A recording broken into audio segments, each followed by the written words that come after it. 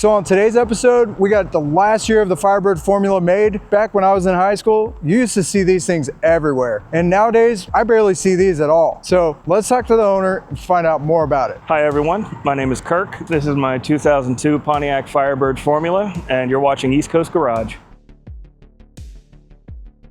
Growing up, I always wanted one of these cars, and seeing one to this day that's this beautiful, really, other than the wheels, it's a time capsule. This video is going to be much different than a lot of my other features. Well, you haven't done a whole lot of, mostly stock vehicles. I've seen a lot of modified stuff, which is cool. Don't get me wrong. I love seeing modified cars, but there's a certain appeal to an unmodified car. I agree, and that's another reason why it's so cool to feature something like this. He's actually been on this channel before with his Supercharged T56 swap Lincoln Town car. It was a lot of fun. I had just really started doing this back then. Definitely cool to have you back on the channel and something different, something that's also nostalgic and cool that you just don't see every day. The Lincoln actually has an automatic transmission now. I had it swapped back because my you're telling me about that. Is just deteriorating and I can't drive stick anymore. Yeah, that's too bad.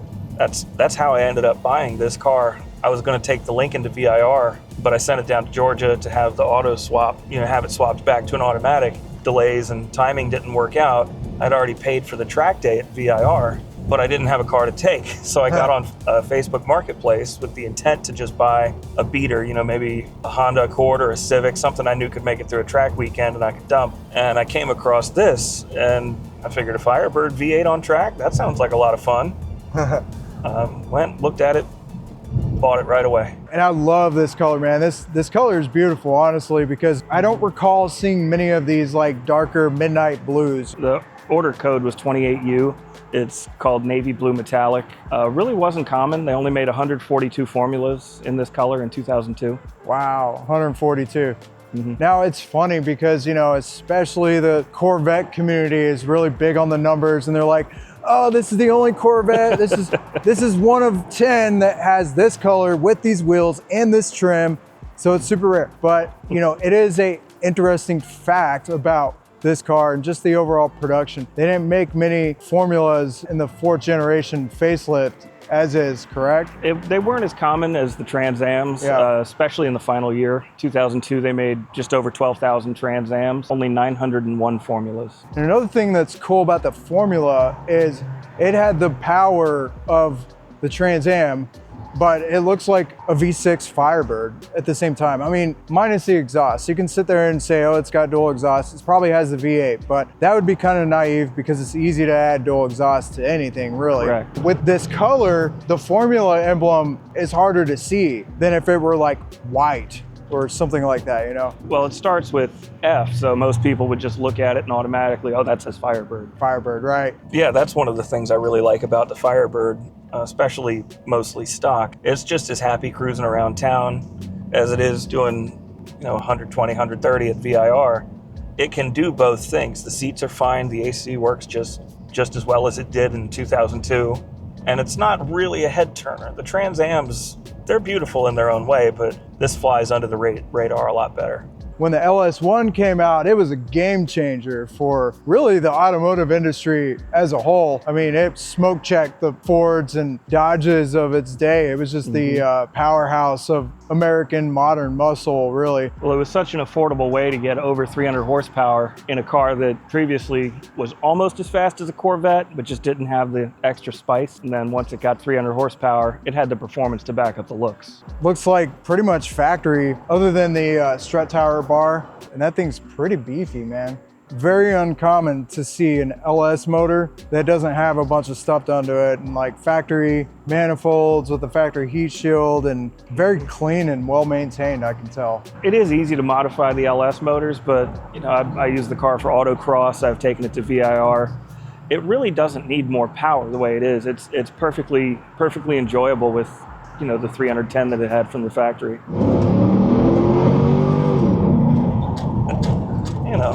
So that's what a bone stock LS feels like. I haven't been in one that's stock in so long. It's not a bad power to weight ratio, especially for road racing and overall just enjoying the vehicle. Absolutely. And another weak point you get with the F-bodies in particular is the 4L60 transmission. Yeah. Not really designed for track use. Right. They're fine in a stock vehicle, but if you really start messing with the power levels or really beating on it consistently, they don't last long. No, they are probably one of the worst transmissions for anything performance in front of it. If you're going to build it, might as well just put a 4L80 in it at that point, you know. Right. It's pretty much the same transmission, just much better internals. Right. There's a reason they call it the 4L Slippy. How does it do on the track? It's a lot of fun. I mean, it's not as tight and buttoned down as a purpose-built race car or something built within the last 10 years, but it can hold its own. It was bone stock when I took it to VIR last year, and it still could hit 130 on the front straight and the back straight. How did it do in the corners with the stock suspension? It was pretty floaty, but at the same time, you know, you could tell that it could still hold up.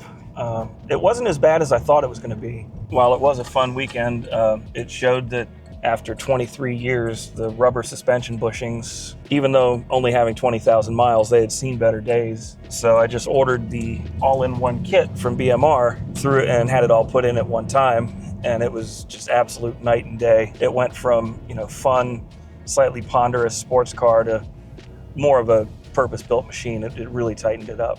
Nice. Worth every penny. Have you been to VIR since you've done all that? I have not. I will be going back in December. Oh, cool. Do you have any plans for it in the future? I would like to put some better brakes on it. The stock brakes are not great for track use. Yeah. Other than the brakes, I just like to keep it maintained. Oh, I do have a new axle that I'm putting in. From the factory, the Formulas had a 273 rear end with the 4-speed automatic. I was able to find a complete axle out of a 2002 Camaro that was wrecked, but it goes from a 273 ratio up to a 342. Okay. Just really wakes everything up without changing all that much. And I like the Monsoon radio. I remember, you know, things having equalizers back then, and The Monsoon stereo, it was kind of a GM thing. Yeah. Pontiac advertised it quite a bit.